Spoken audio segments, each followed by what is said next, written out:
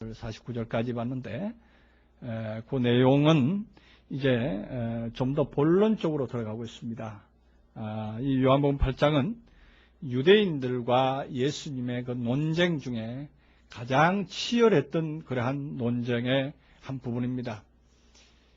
오늘날 또 이 말씀은 바로 오늘날 내면적, 이면적 유대인들과 참 그리스도인들 간의 대단한 논쟁거리가 될 수 있는 중요한 그 이슈의 한 대목이 되겠습니다.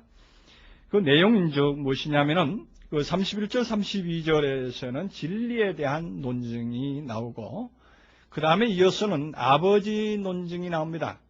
아버지가 어떤 아버지가 진짜 아버지냐? 이제 예수님이 말하는 아버지와 유대인들이 말하는 그 아버지에 대해서 논쟁을 하면서 그 논쟁이 마지막에 치달을 때는 결국은 예수님을 상대로 해서 유대인들이 돌로 들여서 치료할 때에 예수님은 스며시 빠져나가는 그러한 광경으로 이 8장은 종지부를 찍습니다. 그런데 이 내용 중에 가장 우리가 염두에 두고 깊이 들어가 봐야 될 대목이 바로 진리에 대한 논쟁이 되는데, 이 진리에 대한 논쟁이 어디서부터 시작되는가 하면 31절에 보면, 그러므로 예수께서 자기를 믿는 유대인들에게 이르시되 너희가 내 말에 거하면 참 내 제자 되고 진리를 알지니 진리가 너희를 자유케 하리라. 이렇게 아주 선언적으로 말씀을 합니다. 아주 선언적으로 말씀하시는 이유는 그 앞부분에서 예수님께서 그 아버지 논쟁과 그 아들과 또한 실존을 소망하는, 실존이 와야 된다 하는 실존에 대한 그 답변을 해 주신 나머지 그 유대인들이 이제 많이 믿게 되는 그런 상황이 나오죠. 30절에는 이 말씀을 하심에 많은 사람이 믿더라 이렇게 되어 있습니다.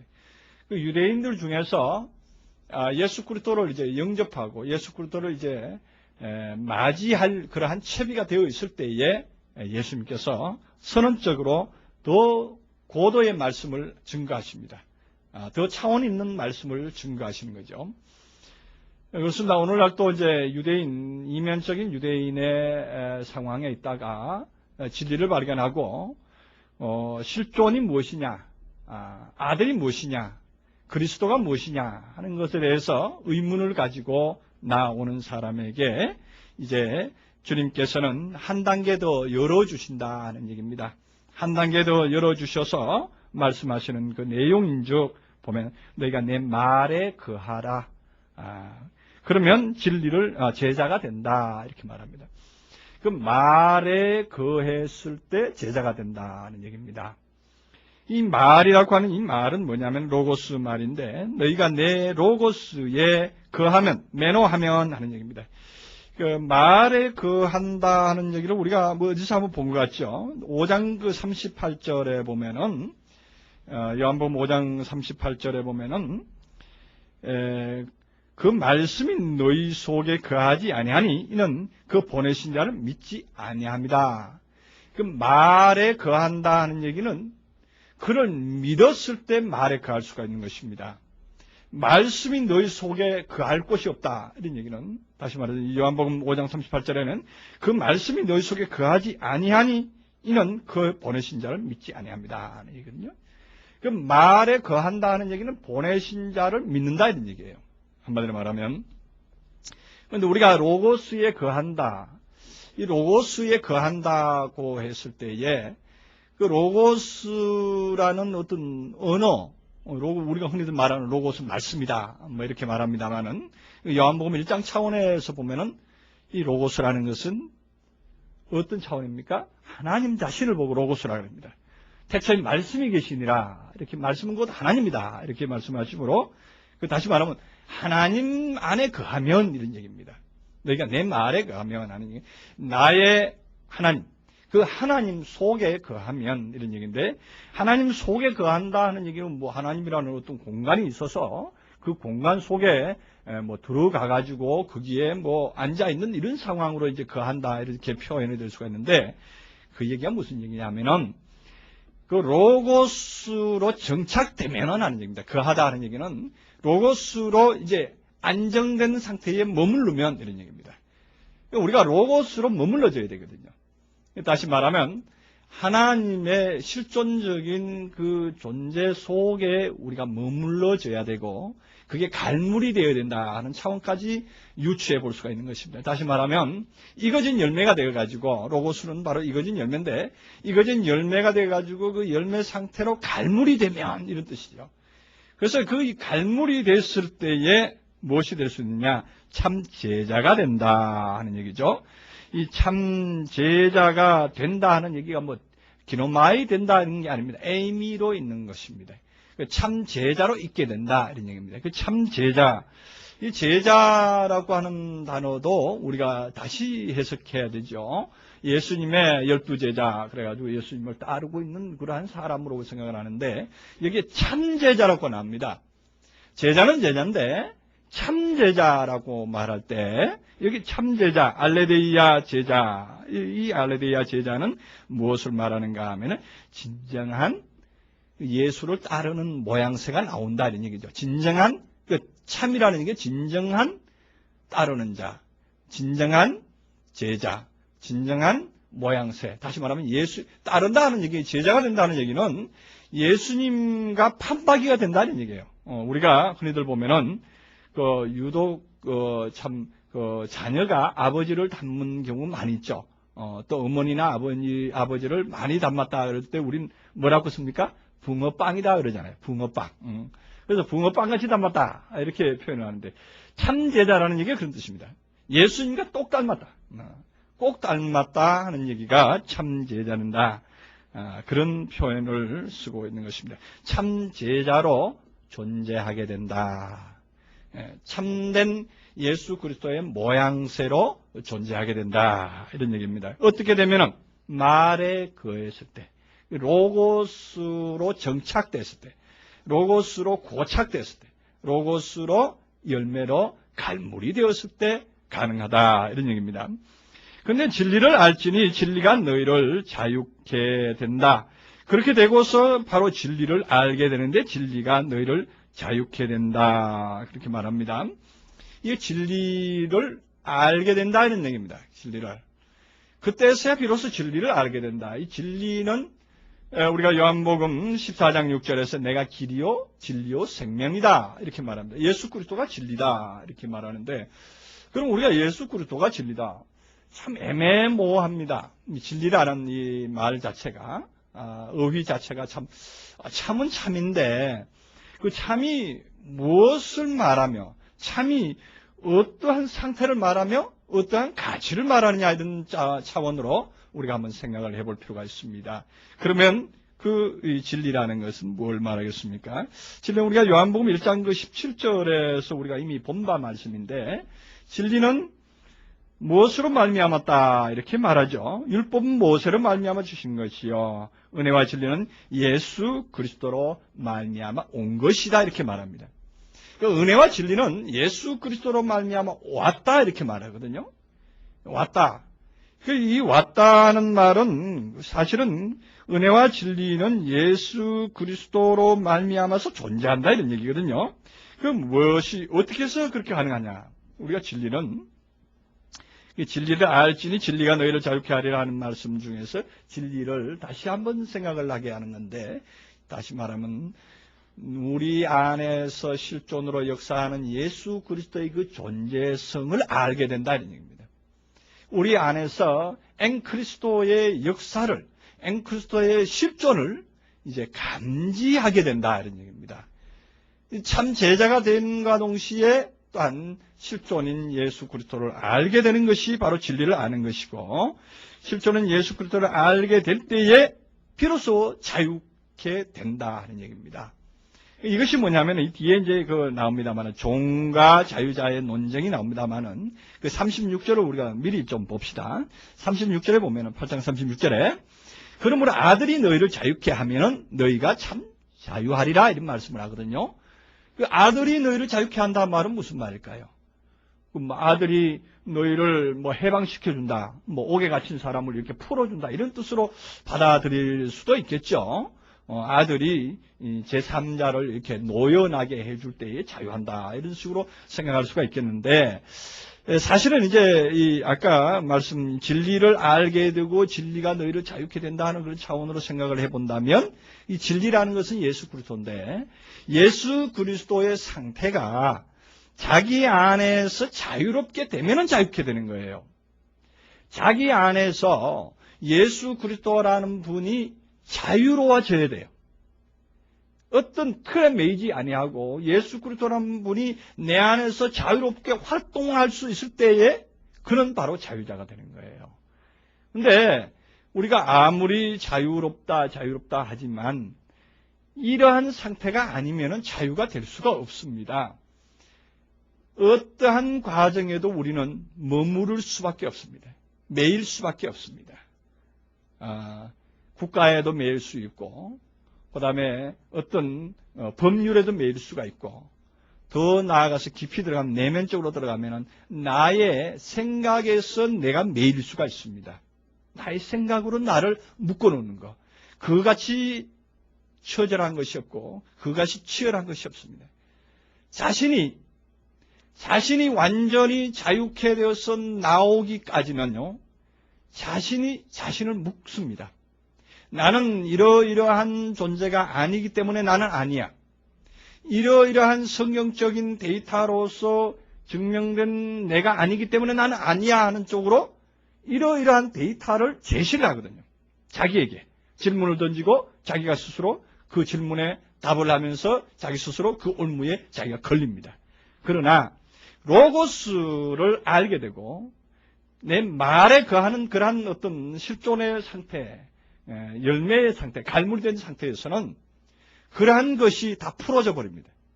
다시 말하면 이런 상황이죠. 우리가 가을 들녘에 가면 그 벼를 우리가 보게 되는데, 이 벼가 여름 내내 물 속에서 자라왔습니다. 모내기에서 나락으로 해서 자라오죠. 풀로서 자라오다가 나중에는 열매가 딱 맺어지고 가을이 되면 이제 완전히 익어져서 이제는 그 짚으로 남아있는 그 풀과 격리될 수 있는, 따로 분리될 수 있는 채비가 딱 되어 있는 것입니다.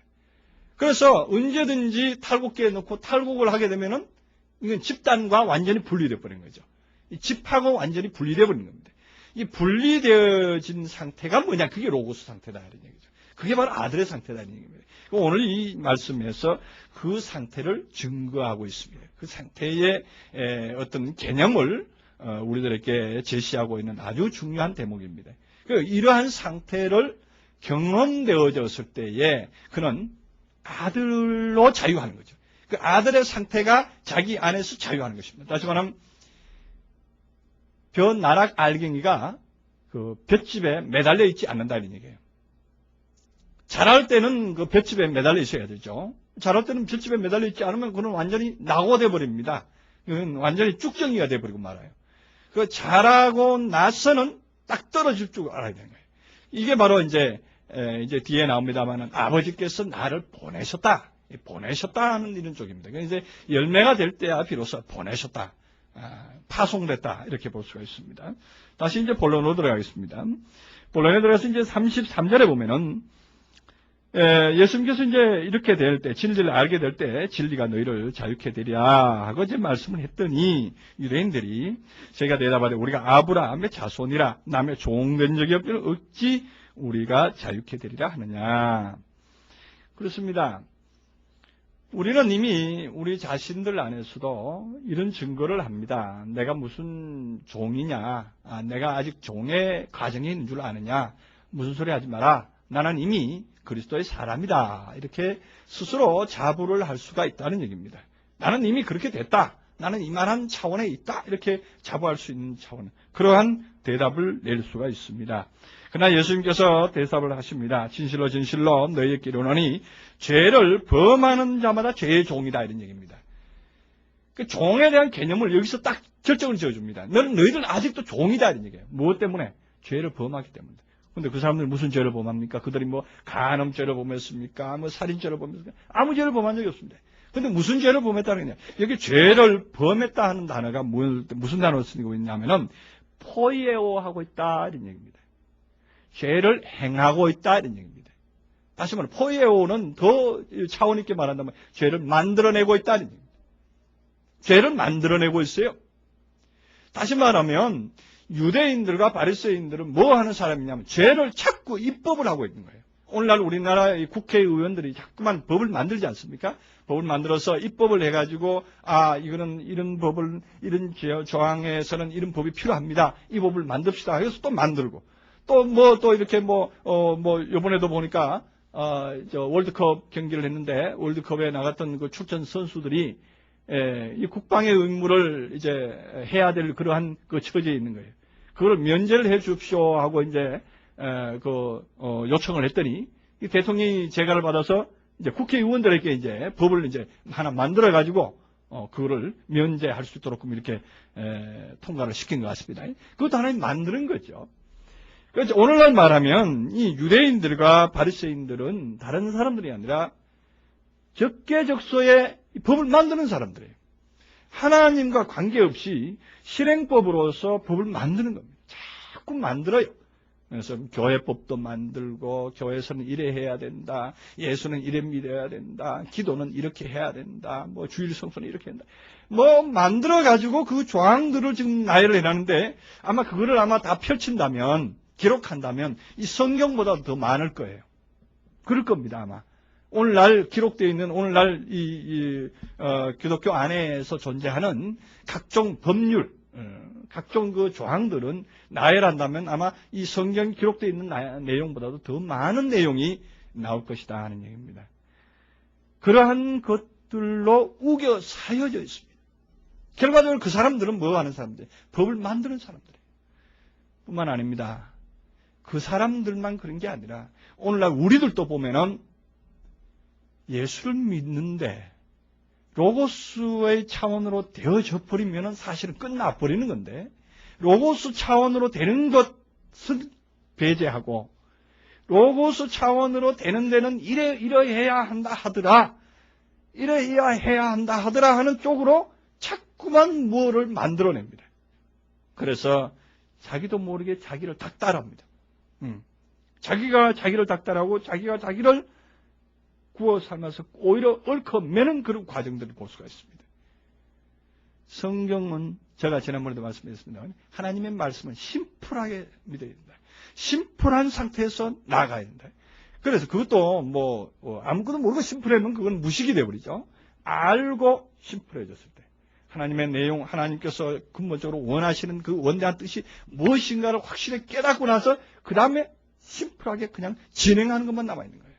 그래서 그 진행만 하면 되는 것인데 진행하라 그러지 않고 진행하려니까 이것도 걸리고 저것도 걸리고 하니까 이것도 해결하고 저것도 해결하고 하다 보니까 그냥 주저앉고 말고 거기에 매이고 말고 옥조이고 말게 되는 거예요. 결과적으로 그것이 죄에 범하는 상태, 죄를 행하는 상태가 되어버린 거예요. 그래서 죄라는 것이 다른 것이 아니라 자빠져 있는 것이고 고정관념에 잡혀 있는 것이고 자기 이론에 잡혀 있는 것이 그게 죄다 이런 얘기죠. 사실 죄라는 것이 성경에서 말하는 이 죄라는 것이 없습니다. 죄라는 것이 없어요. 그래서 예수님께서도 가늠한 여인이 현행법으로 분명히 율법이 시퍼렇게 살아있는데도 불구하고 나도 너를 정죄치 않노라 이렇게 말했던 거예요. 유대인들은 아니다 이거예요. 가늠한 여인은 돌로 쳐서 죽여라 했는데 당신은 어떻게 하겠습니까? 그거 들고 나오는 거예요. 그러니까 현행법은 이런데 당신은 어떻게 하겠습니까? 이런 얘기예요. 예수님께서는 그 법 자체를 무시해버린 거죠. 그 법 자체가 사실은 예수님의 입장에서는 그 법이 아니다 이런 얘기예요. 법이 아니다 이런 얘기예요. 이 법이라는 것은 사실은 어떤 차원의 법을 말하느냐. 이제 그리스도 안에서의 법과 세상법, 다시 말하면 성경 안에서의 법. 우리 예수님께서 법 적용하는 데에 대한 하나의 힌트. 예수님께서 같은 성경을 놓고서 집행하는 과정에서의 예수님의 그 어떤 표현법이라든가 아니면 법 집행에 대한 어떤 방법에 대해서 우리는 배워야 됩니다.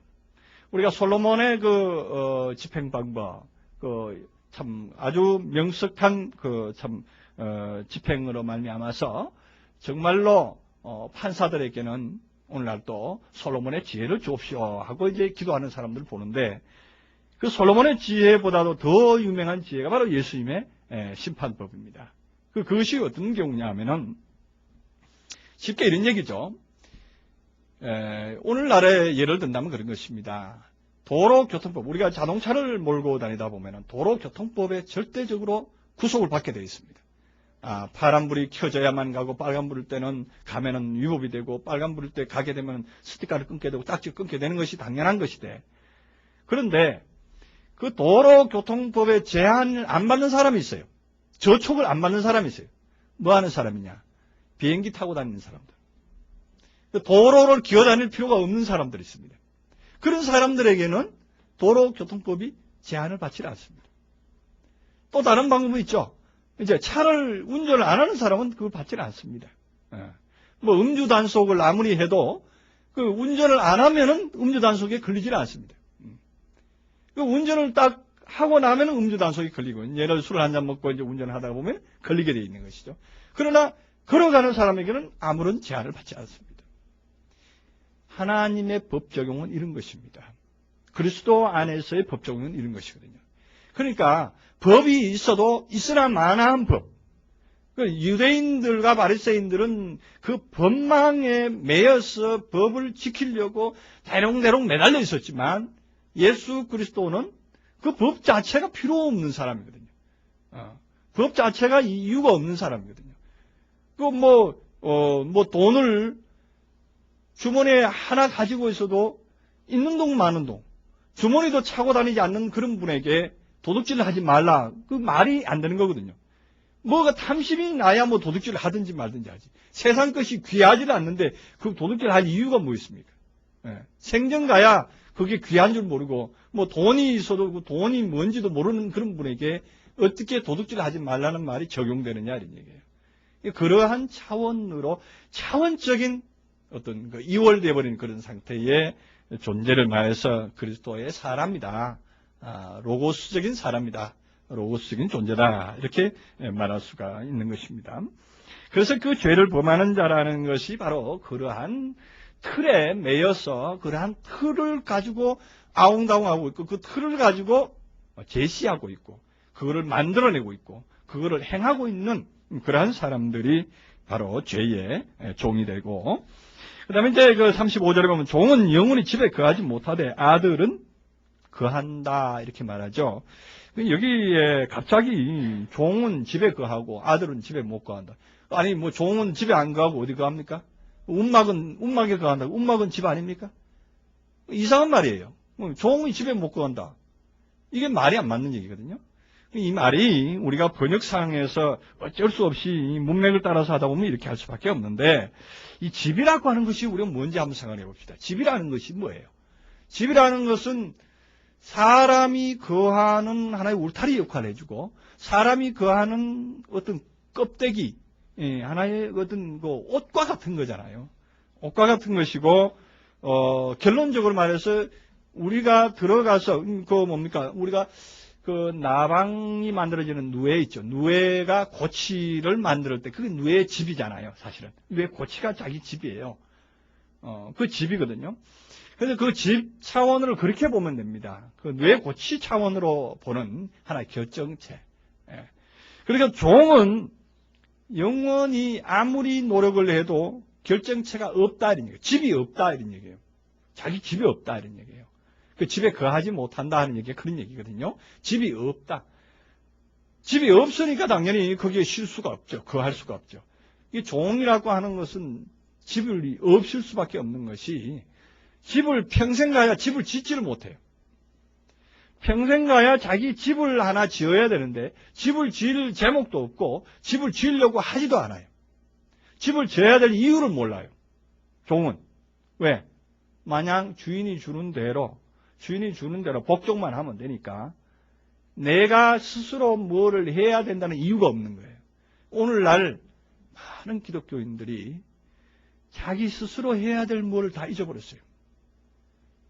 주님 믿기만 하면은 주님이 복 주시지, 주님이 입을 것 주시지, 주님이 대학 가게 해주시지, 주님이 사업 잘 되게 해주시지, 결국은 내가 죽으면 천국 가게 해주시지. 뭐 할 게 뭐 있어요? 믿기만 하면 되는데. 이래 되니까 뭐예요? 결국은 자기 집 지을 필요가 없는 거예요. 그래서 결국에는 어디를 가느냐? 집 없는 사람이 되고 말아요. 집 없는 사람이 되고 만다 이거죠. 그러나 예수님은 반석 위에 지은 집, 모래 위에 지은 집 말씀을 하십니다. 마태복음 7장에서 말씀이 나오는데 나더러 주여 주여 하는 자마다 천국에 갈 것이 아니고 아버지 뜻대로 하는 자가 간다. 그날에는 너희가 이렇게 말하니 내가 주의 이름으로 선지자 노릇하고 주의 이름으로 귀신 쫓아내고 주의 이름으로 많은 권능 행치 아니하였나이까 하리니 그러나 불법을 행한 자들아 다 내게서 떠나가라. 왜 그러느냐? 주의 이름을 빌려서 하다 보니까 그런 일이 생기는 거예요. 예수님은 자기 이름 빌려준 적이 없어요. 요즘은 뭐 로얄티 주고 회사 상호도 빌려서 씁니다. 나이키 제품 자기 상호를 우리나라도 빌려서 스티커를 붙여서 사용하는 걸 봤는데 그때는 로얄티를 주고 빌립니다. 근데 예수님은 이름을 빌려주는 그런 분이 아니에요. 예수님은 이름을 빌려주지 않고 이름 달라 그러면 통째로 줘버리는 분이에요. 예수 자체로 줘버리는 분이에요. 그러니까 바울 같은 사람은 나는 죽고 내 안에 있는 예수 그리스도로 말미암아 산다는 표현을 했던 것은 바로 그런 이유거든요. 바울 같은 사람은 예수를 빌려서 쓰지 않았습니다. 예수는 빌려 쓰지 않았습니다. 오히려 예수 존재 자체로 자기가 그 스스로의 어떠한 존재로서 나와서 사용하고 했던 그러한 상태인 것입니다. 그렇기 때문에 그는 종의 상태가 아니다는 것입니다. 종의 상태가 아니다. 그 종은 영원히 자기 집이 없다 이런 얘기입니다. 집에 거하지 못한다는 얘기야. 영원히 집이 없다. 종은. 그런데 아들은 거한다. 아들로 있으면 거한다는 얘기죠. 아들은 다시 말하면 영원한 결정체다 이런 얘기예요. 거한다는 얘기가 아들은 결정체다. 다시 말하면 종의 상태와 아들의 상태의 구분을 확실하게 시켜주는 것입니다. 그래서 그 아들의 상태는 영원한 갈물이 된 상태다. 제가 아까 벽시를 얘기하고 벼알갱이를 표현했습니다. 벼알갱이는 이제 갈물이 된 상태잖아요. 그 갈물이 된 그 상태는 결정체가 되어 있는 겁니다. 그렇기 때문에 그거는 영원히 하나의 알갱이로서 존재할 수가 있는 것이죠. 그래서 다시 말하면 실존적 아들로서 이제 나오게 되면은 그것은 바로 자유자고 실존적 아들로서 나오면은 그것은 바로 영원히 거하는 존재고 갈물이 된 자다 하는 얘기입니다. 그래서 이제 36절에 하시는 말씀이 그러므로 아들이 너희를 자유케 하면 너희가 참으로 자유케 되리라. 정말 자유케 되리라. 그래서 아들이 너희 안에서 아들이 자유롭게 활동할 수 있는 상태가 되면 그 아들이 자유롭게 활동할 수 있다는 얘기는 아들은 뭐 하는 존재죠? 아들은 씨를 가지고 있는 존재가 아들이다 그랬습니다. 그 벽씨가 완전히 연결해서 씨 눈을 가지고 있을 때에 그거는 아들이다 이렇게 말할 수가 있는 거예요. 아들의 씨를 충분히 가지고 있기 때문에 그는 아들로서의 자격이요 갈물이 된 존재로서의 자격이다 이렇게 말할 수가 있습니다. 그래서 이것은 바로 자유할 수가 있습니다. 어디를 가든지 어디에서 심어지든지 그는 또다시 하나의 존재로서 나올 수가 있기 때문입니다. 그것은 바로 자유하리라. 그래서 우리는 이 자유의 얘기가 이제 오늘 여기서 이제 나오는데 우리가 자유할 수 있다. 우리가 자유할 수 있다 하는 이 기준을 다시 한번 우리가 살펴볼 필요가 있죠. 정말로 자유한다는 것이 뭐냐? 정말로 자유한다는 것이 뭐냐? 우리가 자유는 어떠한 상태적으로 자신이 나와서 그 상태의 열매를 가지고 어디든지 나가서 전해줄 수 있을 때, 그 존재적 자유가 자유다 이런 얘기입니다. 존재적 자유로서의 가치 기준으로서의 자유가 나와야 되는 것이지, 뭐 어디에 뭐 구속되었느니, 뭐 어디에 속해 있느니 이런 거는 아주 자유의 거론의 대상이 아닌 것입니다. 예수님께서 그런 얘기입니다. 오늘날 또 어떤 법망이라든가 이런 쪽에로서의 어떤 자유를 부르짖고 그것을 가지고 안 매여 있으니까, 매여 있지 않으니까 나는 자유인이다 이렇게 표현은 잘못된 표현이다 하는 것입니다. 다시 말해서 온전히 익어져서 열매로서 나와서 갈무리가 안 된 상태면 결과적으로 뭐예요? 아직도 자라고 있는 상태이기 때문에 그 벼가 하나에 익어진 곡식으로 나오지 않으면 그 잎사귀에 매여 있어야 되는 거예요. 붙어 있어야 되는 거예요. 네. 붙어 있지 않으면 그것도 열매가 될 수 없기 때문에 어느 때까지는 붙어 있는 것이 그게 법이고 그에게 유익이 되는 것입니다. 그러나 끝까지 붙어 있는 건 그건 미련한 것이다 이런 얘기죠.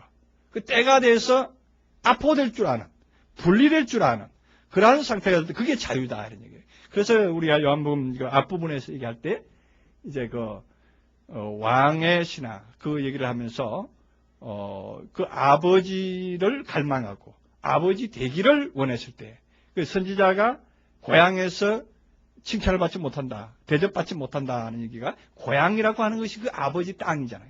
그 아버지 땅에 마냥 머물러 있으면 그거는 결과적으로 뭐예요? 갈무리가 안 되는 거예요. 그래서 선지자가 고향을 빨리 떠나버려야 돼. 아버지를 떠날 때가 됐는데도 떠나지 아니하고 있으면 아직도 그건 뭐예요? 아버지 밑에 있는 거란 말이죠.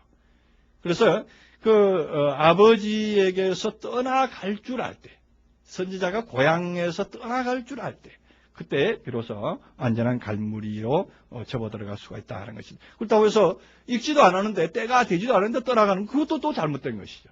그런데 익었는데도 나가지 않는 것도 잘못이지만 또 덜 익었는데도 나가는 것 그것도 이제 문제가 되는 것이죠. 그래서 선지자의 고향의 사건을 다룰 때 제가 말씀드린 적이 있습니다. 37절에 보면은 나도 너희가 아브라함의 자손인 줄 아노라. 그러나 내 말이 너희 속에 있을 곳이 없으므로 나를 죽이려 하는도다. 내 말이 너희 속에 있을 곳이 없다. 다시 말하면 너희 속에 내 말이 들어갈 틈이 없다 이런 얘기죠. 들어갈 틈이 없습니다. 이 말은 참 중요합니다. 오늘날도 지금 무엇 때문에 이렇게 논쟁이 벌어지는가 하면요. 예수님은 실존을 얘기하고 있고 유대인들은 어떤 행함의 어떤 법칙을 얘기하고 있기 때문에 그런 문제가 생긴 겁니다.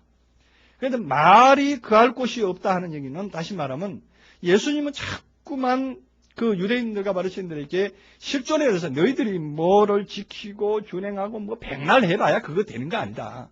그런 게 아니고 실존으로 나와야 된다. 실존의 어떤 소망을 가지고 실존의 포인트를 가지고 자신이 변화를 일으켜서 거듭난 상태가 돼서 탈바꿈된 상태가 돼서 어떠한 모양으로 나와야 된다 하는 것을 제시를 하는 거예요.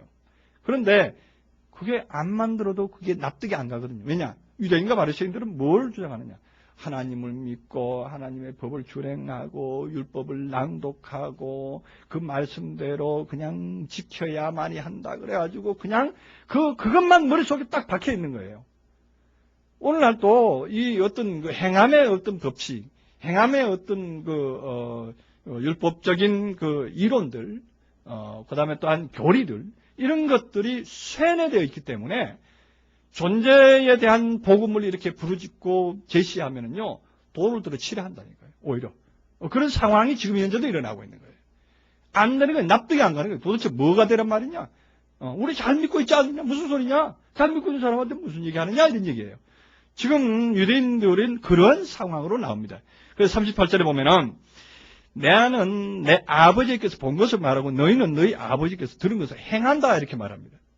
예수님은 뭘 말하냐면은 나는 존재를 말하는데 아버지께서 본 것, 그 아버지한테 본 것은 뭘 말하냐면 실존을 봤다 이거죠.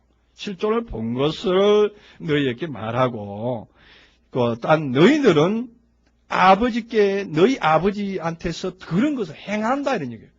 맞습니다. 그들은 뭘 말하냐면 들은 것을 부지런히 준행하려고 발버둥 치는 거예요. 아이고, 오늘도 성경 몇 독 읽어야지. 또 기도 몇 시간 해야지. 또 뭘 해야지. 봉사 몇 시간 해야지. 뭐 해야지. 이웃을 사랑해야지. 이런 것들이 머릿속에 꽉 차 있어가지고, 그거 안 하면 숙제로 늘어난 사람 같아서, 그것 때문에 스트레스 받고 그것 때문에 그냥 주눅이 들어가죠. 진작 변화되고 정작 해야 될 일은 못 해버리고 마는 거예요. 그래서 그 사람들은 뭘 말하냐면 들은 것을 행하려고 부지런히 힘쓰고 있다는 얘기입니다. 근데 예수님은 뭘 하느냐? 예수님은 실존적으로 아버지를 본 것을 말한다 그랬습니다. 그럼 봤다는 게 뭐냐? 요한복음 1장 18절에서 보면은 그 본 것이 나오는데 어떠한 본 것인가 하면은 요한복음 1장 18절에 본래 하나님을 본 사람이 없는데 아버지 품속에 있는 독생하신 하나님이 나타내셨느니라 이렇게 말합니다. 본래 하나님을 본 사람이 없는데 아버지 품속에 있는 독생하신 하나님이 나타냈다. 그것이 뭘 말합니까? 그 품속에 있는 그것은 뭐냐면은 그 아버지 품속, 그 아버지의 그 상태적인 어떠한 속에서 어떤 존재적으로 있던 그분이 나타낸 거죠. 독생하신 하나님이라는 것이 독생자 이런 뜻이 아니라 스스로 모노게르츠로 해서 스스로 아버지 품이라고 하는 그 원대한 그 어떤 실존의 위치 속에서 아버지 품이라는 것이 절대 필요합니다. 우리 자신들도 그 아버지 품이라는 건 참 잊어서는 안 됩니다. 아버지 품이라는 것이 크게 봐서는 하나님의 원대하신 그 우주적인 하나님의 섭리 속이다 이렇게 말할 수 있고, 작게 봐서는 바울이 말한 표현대로 너희가 이 땅에서 스승은 1만 스승은 있을 때 아비는 많지 않다. 그러면 내가 너희를 복음으로 너희를 낳았다 이렇게 말하면서 자신이 그 아버지 됨을 이제 피력을 한 적이 있습니다. 그래서 이제 넓은 의미로서의 그 하나님의 어떤 원대하신 우주적인 하나님의 섭리와 또한 좁게는 자기를 가르치는 어떠한 그 상태의 품을 말할 수가 있습니다. 그 품 속에서 나타난 바 되거든요. 그 품에서 아버지를 발견하게 되는 것이죠. 실존을 발견하게 됩니다. 그래서 그 실존이 발견되어졌을 때에 그것은 어디를 가든지 그것을 증거합니다. 그걸 증거합니다. 저는 저 자랑이 아니라 이때까지도 제가 복음을 한 사역을 하는 과정에서 제일 보람 있는 것이 바로 그겁니다. 무엇을 성경을 달달 가르치고 성경의 내용을 가르치고 이것이 아니라 실존에 대한 소망, 자신들 안에서의 실존에 대한 소망을 가르쳤고 소망을 가지게끔 했고 그 소망에 대한 그 목적을 분명히 나타내 보여줬기 때문에 어디를 가든지 그 소망은 잊지 아니하고 항상 가지고 계시는 우리 성도님들을 보면서 저는 마음 한켠으로 때가 되면 저 소망을 버리지 아니하고 저 소망을 바라보고 그 소망을 열망하고 있다 보면 머지않아서 소망대로 되어지리라 하고 저는 마음으로 위로를 받고 있습니다. 바로 이것이 우리들의 믿음의 목표요, 또한 교역의 목표요, 우리 사역의 목표가 되는 것입니다. 그럼 굳이 정말로 잡다하게 여러 말로 설명하는 것보다도 진정한 그 어떤 목표를 제시를 했을 때에 그것이 실존에 대한 소망이기 때문에 예수님께서도 오늘 이 말씀을 하시는 이유를 제가 이해를 할 것 같습니다. 실제로 예수님께서는 나는 너희들에게 아버지에게 본 것을 말한 것뿐이다. 사실 예수님께서 말씀하신 내용 보면은요 너무 단순합니다. 예수님의 그 어록을 전체를 한번 이렇게 요즘은 컴퓨터에서도 이제 다 검색이 가능한데 사복음 대조를 해가지고 이렇게 해놓은 그 소프트웨어가 있습니다. 해서 각 그 말씀의 내용들을 이제 그 사복음서에서 똑같은 내용을 이제 병목해서 이제 제시를 해놓은 부분들이 있는데 딱 띄워놓고 보면은요 결국은 그 말이 그 말이에요. 이 말이 저 말이고 저 말이 이 말로 나오는데 그 말의 내용인즉 뭐냐면은 예수님께서는 이 땅에 오셔서 천국에 관한 얘기 한 것밖에 없습니다. 다른 얘기 없어요. 천국은 바로 여기 있다 저기 있다 할 것이 아니고 너희 안에 있고 회개하라 천국이 가까이 와 있느니라, 이미 와 있느니라 하고 실존 천국론을 말했고 자기 천국론을 말했고 내가 곧 천국이다고 말했고 하나님이 곧 천국이다 이렇게 말했습니다. 그래서 정말로 마음이 청결한 자는 하나님을 볼 것이다 이렇게 말했는데 그 보다 하는 것이 바로 이 부분에 보다 하는 것이거든요. 마태복음 5장에서 산상수훈에서 말하는 마음이 청결한 자는 하나님이 본다 그렇게 말하는 그 하나님을 보는 것, 그것은 어떤 상태로 보는 것이냐, 바로 자신 안에서 상태적으로 경험되어져 나오는 그 실존의 모습을 감지하게 되고 실존의 모습을 자신이 느끼게 되고 그것을 또한 만끽할 수 있을 때에 그 만끽한 것을 상대방에게 나타내 주는 거예요. 아주 중요한 것입니다. 오늘날의 복음도 이거 외에 다른 할 말이 없습니다. 자기 안에서 그러한 모습으로 나온 것 외에, 자기 안에서 그러한 모습으로 되어진 것 외에 자랑할 것이 아무것도 없거든요. 바울이 그랬습니다. 내가 십자가 외에 다른 것 아무것도 자랑하지 않노라 그랬습니다. 십자가 외에 바울이 십자가를 예수 십자가를 보기나 했어요. 예수 십자가를 지고 나갔어요. 전혀 본 적도 없는 사람인데 무슨 십자가를 말했느냐. 다시 말하면 자기가 옛 사람의 모습이 완전히 십자가에 못 박혀버리고 새로운 존재의 모습으로 딱 보여진 그 모습이 너무나도 은혜로운 거예요. 자기의 옛 모습이 완전히 고정돼 버리고 더 이상 나를 주장하지 않는 거예요. 십자가에 못 박았다는 얘기가 그런 얘기거든요. 자기의 옛 모습이 완전히 고정되어 버리고 십자가 틀에 딱 갇혀버리고 더 이상 자기가 없는 거예요. 더 이상 자기가 없는 삶을 지금 제가 이렇게 피력하고 말씀을 드리니까 그 전혀 성경의 내용보다도 좀 동떨어져 있고 좀 이게 너무 차원적으로 이렇게 높은 차원을 말씀하신다 이런 분이 계시는데 예수님께서는 더 높은 얘기를 했습니다. 그런데도 여러분들은 그걸 감지를 못해요. 제가 늘 요즘 입버릇처럼 말씀하는 내용이 하나 있는데 너희는 들의 백합화처럼 살아라. 또한 공중에 나는 새처럼 살아라. 그렇게 어떻게 살 수 있습니까? 너희는 땅에서 났고 나는 하늘에서 났고 나는 위에서 났고 너희는 세상에 속했고 나는 세상에 속하지 않았고. 그 말이 이해가 됩니까? 예수님이 세상에 안 속했어요? 예수님이 지구 대기권 안에 계시지 않았습니까? 그러한 내용들이 우리들에게 그냥 이미 오픈돼서 나와 있는데도 그거를 귀담아 듣질 않다 보니까 이게 곰곰이 생각을 안 하다 보니까 제가 하는 말은 전혀 딴소리 하는 것 같이 들립니다. 딴 나라 말하는 것 같이 들립니다. 왜냐? 기초적으로 예수님의 말씀에 대한 정밀 분석이 안 됐다는 얘기입니다. 정밀 분석과 정밀한 검토가 안 된 나머지 이제 그것을 풀어서 말하니까 오히려 더 이상한 거예요. 풀어서 말하는데도 더 이상하게 들릴 수밖에 없는 것이죠. 그래서 우리는 이 땅에 살면서도 이 땅에 개념을 가지지 아니하고 사는, 이 땅에 살면서도 이 땅에 개념을 가지지 아니하고 그 아들적인 소망과 아들적인 실존의 경험을 가지고 살 수 있는 그러한 존재가 바로 그리스도의 사람이다.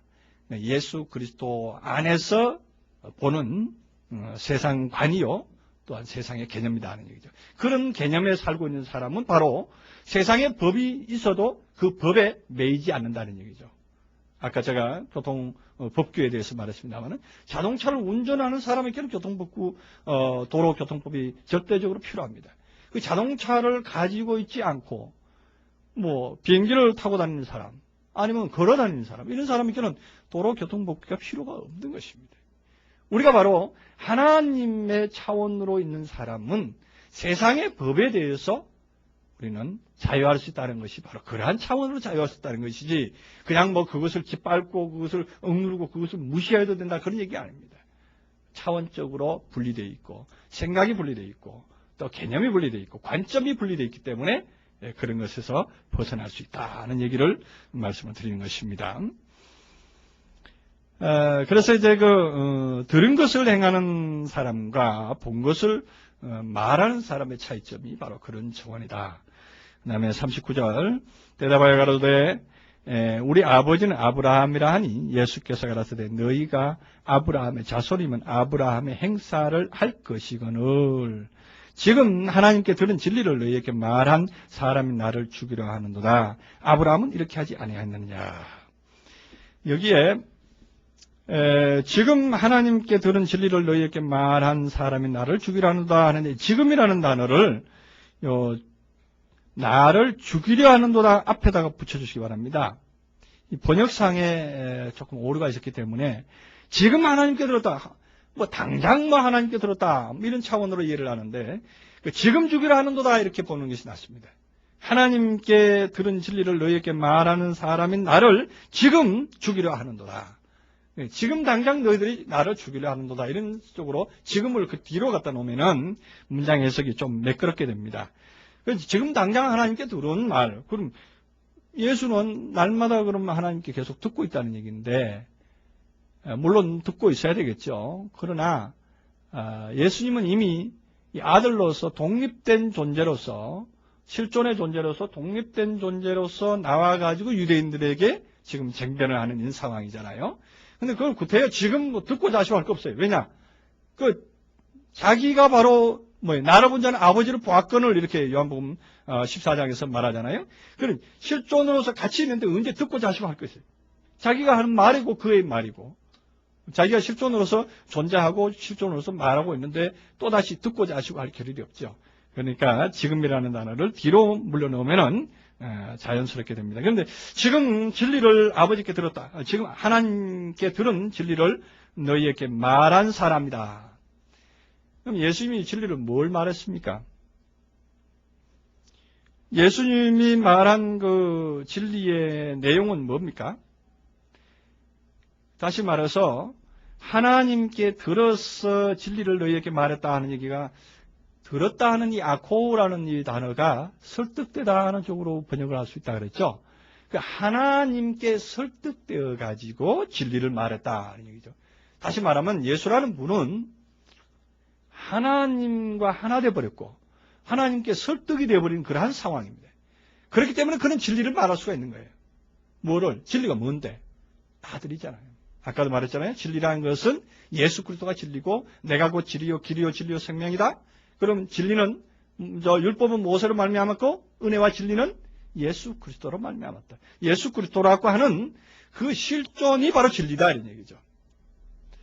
오늘날 또 우리가 진리를 가졌다는 얘기는 뭘 가졌다는 얘기냐? 우리가 참된 말씀을 가졌다. 이게 말이 안 되는 것입니다.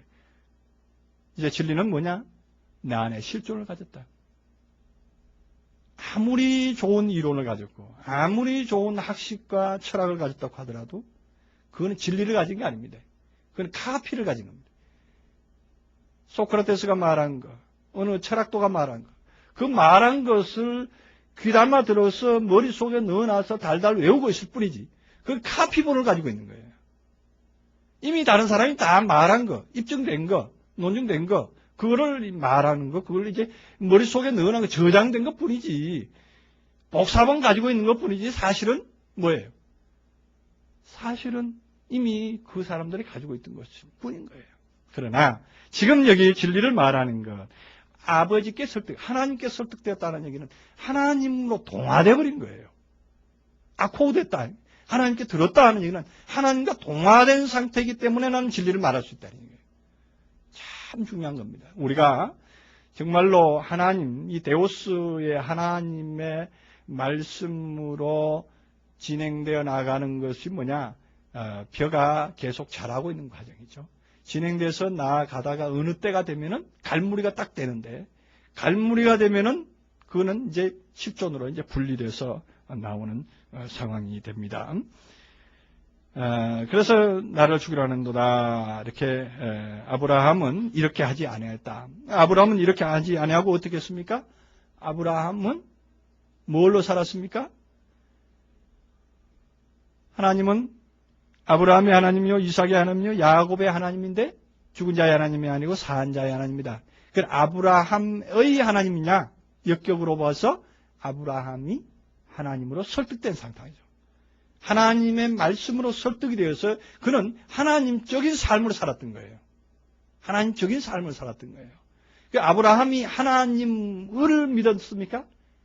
아브라함이 하나님을 믿음의 대상으로 믿지 않았습니다. 아브라함이 하나님의 삶으로서 설득되어 버렸고 하나님의 삶으로서 악호되어서 설득된 상태에서 그는 하나님적인 삶을 살았을 뿐인 겁니다.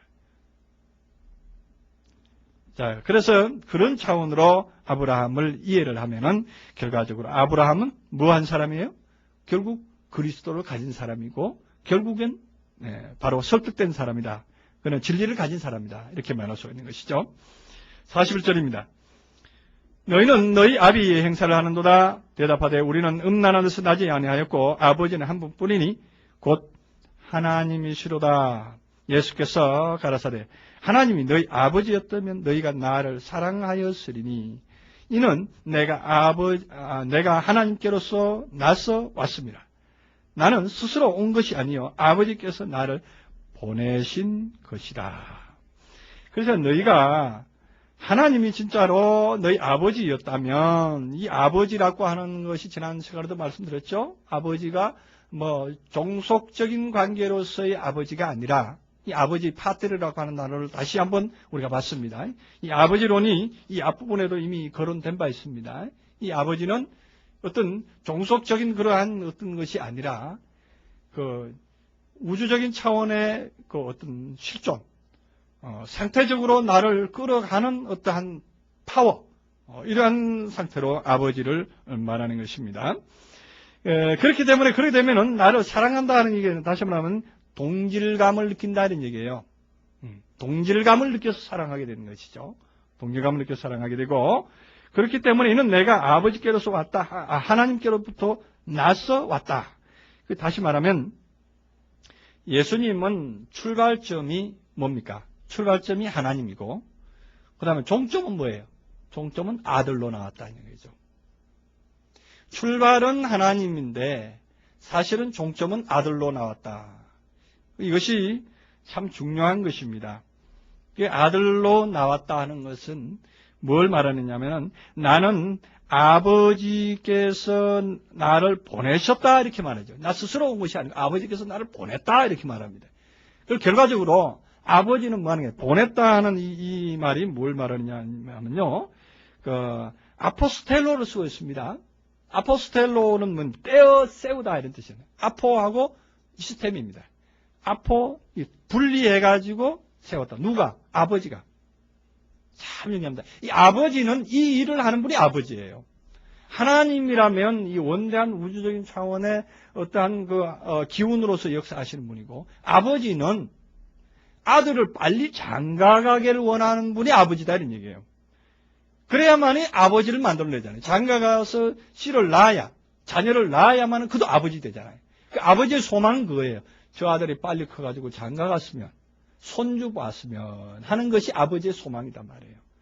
우리 인간 사회에서도 그렇습니다. 하나님의 나라에서도 그런 것입니다. 그래서 그 아버지를 가지고 있고 아버지의 상태로 된 사람은 뭐냐? 아포스톨로 하기 좋아한단 말이에요. 빨리 분리시키기를 좋아한단 말이에요.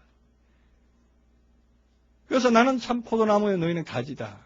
아버지는 농부시다. 이렇게 또한 그 요한복음 15장에서는 또 말합니다. 그래서 그 열매를 내게 되기를 소출을 바라는 분이 누구냐면 아버지단 말이죠. 그 소출을 바란다는 얘기는 분리시키기를 원하는 거예요. 빨리 분리시키기. 아포스텔로가 보내는 거거든요. 내보내는 거거든요. 사실은 이 내보내는 이런 자기가 원하는 게 아니에요. 자기가 원하기도 하지만 사실은 아버지가 원하는 거예요. 밀어내는 거예요. 어떤 의미는. 밀어내는 거예요. 그래서 빨리 어떤 실존으로 나오기를 갈망하기 때문에 어떤 교회 안에서는 그러한 일들도 생겨나는 거예요.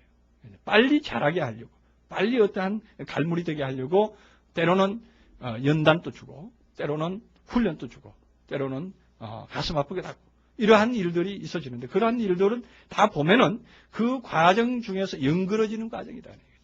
우리가 가을 들녘에 벼들이 그 바람에 나부끼는 그 모습을 많이 보게 되는데, 그때는 아슬아슬하잖아요. 어떻게 바람이 세게 불어버리면 그냥 와르르 얼어 떨어질 수도 있습니다. 그냥 그 벼의 줄기에 붙어있지 못하고 떨어지는 수도 있습니다. 감나무의 감도 그러한 현상이 일어나죠. 가을에 혹시 태풍이라도 불게 되면 감나무에 붙어있지 못하고 떨어지는 그런 상황도 보게 됩니다.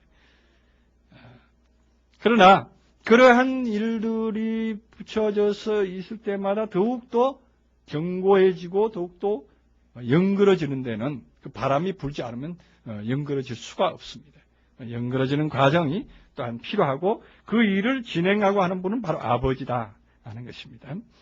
그래서 아버지께서 보냈다 하는 거 참 중요합니다. 이제 아버지가 되면은 내 보낼 줄도 알 때, 내 보내는 그러한 일. 그렇다고 해서 완전히 분리되는 건 아니잖아요. 실어서 종자를 가지고 나아가는 거기 때문에 사실은 어떤 의미로서는 확장이죠, 확장. 분리된다고 하는 의미보다는 확장되는 것이다. 43절에 어찌하여 내 말을 깨닫지 못하느냐, 이는 내 말을 들을 줄 알지 못함이로다, 그렇게 말합니다.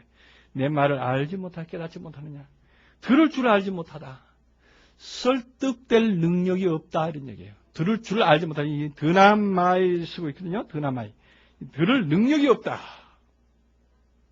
왜 그러냐? 그 사도행전 7장 51절에 보면 마음과 귀에 할례를 받지 못했기 때문에 들을 귀가 없다. 들을 능력이 없다. 그렇습니다. 오늘날 실존복음, 존재복음을 들을 만한 능력이 있는 사람 극히 드뭅니다. 실존의 상황으로 나와야 된다는 그 타당성, 그 이유조차도 알지 못해요. 왜 그렇게 돼야 됩니까? 왜 그렇게 나와야 됩니까? 왜 그렇게 어렵게 믿어야 됩니까? 왜 그렇게 어렵게 어떤 그 믿음의 상황으로 나와야 됩니까? 하는 질문을 많이 받게 되는데, 참 그런 질문을 받을 때는 정말 벽창호 같은 그런 느낌이 되죠. 깜깜한 느낌이 듭니다. 우리 마음 안에서도 깜깜한 느낌이 듭니다. 왜 그러느냐? 오늘날 현실이 그렇게 깜깜하게 만들어버렸다는 것이죠. 오늘날 모든 환경이, 오늘날 모든 기독교 안에서의 말씀들이 이런 쪽으로 가버렸기 때문에, 어둠에 있기 때문에 어쩔 수 없이 그러한 질문을 할 수밖에 없게 되는데, 그러나 지금이라도 이제 간간히 우리 말씀에 설득되어지고 이렇게 나와야 된다 하는 어떤 타당성을 가지고 접근해 오시는 분들이 많기 때문에 저희들은 소망을 가지고 또한 희망 가운데 날마다 계속적으로 진행을 하고 있습니다. 44절 보겠습니다. 너희는 너희 아비 마귀에게서 났으니 너희 아비의 욕심을 너희도 행하고자 하느니라. 저는 처음부터 살인한 자요 진리가 그 속에 없으므로 진리에 서지 못하고 거짓을 말할 때마다 제 것으로 말하느니 이는 제가 거짓말쟁이요 거짓 아비가 되었습니다. 여기에 거짓 아비가 나오고 너희 아버지는 마귀다 이렇게까지 아주 직설적으로 표현을 합니다. 이건 정말 모독도 이만저만 모독이 아니거든요. 유대인들에게는 이러한 모독을 아마 현장에서 했을 때에 아마 가만히 있다면 아마 봐볼 거예요. 이런 모독을 오늘날 또 우리 기독교인들에게 너희가 믿는 것은 하나님 믿는 게 아니고 마귀 믿는 거다 이렇게 외치면 오늘날 이 기독교인들이 다 들고 일어날 거예요. 네가 사탄이지 내가 사탄이냐 이렇게 들고 나올 수도 있을 거예요. 충분히 그러고도 남습니다. 그랬더니 예수님을 보고 참 너희가 귀신 들렸다. 네가 귀신 들렸다. 이렇게 지금 유대인들이 말하지 않습니까? 서로 귀신 공박하는 거예요. 서로. 그렇게 될 수밖에 없는 것이 현실이기도 합니다. 근데 너희 아비의 욕심을 너희도 행하고자 하는다는 이 욕심이라는 것이 사실은 그 아비의 욕심이라는 것이 변화되려고 노력하는 것보다 자기는 그대로 있고 하나님이 어떻게 좀 움직여가지고 나를 이렇게 해 주옵소서 하는 얘기죠. 그래서 우리 찬양에도 내 모습 이대로 주 받으시옵소서. 찬양이 있단 말이에요. 그것도 저는 그것도 참 눈물 흘리면서 그냥 두 손 높이 들고 눈물 흘려가면서 내 모습 이대로 주 받으시옵소서 하고 찬양을 했는데 그건 정말 잘못된 찬양이단 말이에요. 내 모습 이대로는 주 받을 수가 없어요. 죄인의 모습으로는 천국 갈 수가 없습니다. 의인의 세마포옷을 입지 않고는 천국에 갈 수가 없습니다. 혼인잔치에 초청을 받은 사람은 예복을 입고 가게 돼 있어요. 예복을 입지 못하면 당장 쫓겨날 수밖에 없습니다. 그거를 망각하는 것이 오늘날의 현실이거든요. 그래서 욕심을 행하는다는 얘기가 그런 얘기예요. 하려고 자신이 노력하지는 아니하고 그냥 상대가 어떻게 움직여줘서 나를 그렇게 끌어가옵소서 하는 얘기거든요. 그거 정말로 오늘날의 신앙의 허점, 오늘날 유대인들이 그때 유대인들이 가졌던 허점이나 똑같은 허점들을 오늘날 똑같이 오늘 기독교 안에서도 행하고 있다는 점에서는 그때나 지금이나 똑같은 말씀이 적용된다 이렇게 볼 수가 있겠습니다.